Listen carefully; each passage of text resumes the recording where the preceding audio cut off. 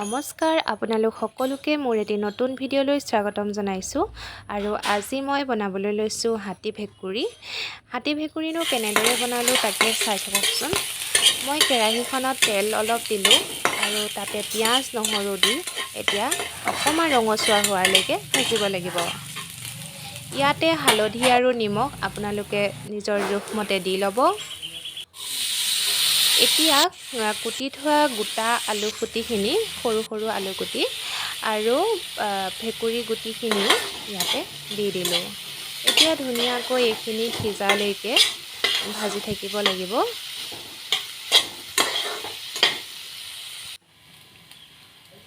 একেবাৰে কম সময়ত ঘৰত থকা বস্তুৱে আপোনালোকে এই হাতী ভেকুৰী বনাব পাৰিব। আপোনালোকেও এবাৰ ঘৰত এনেদৰে বনাই খাই চাবচোন।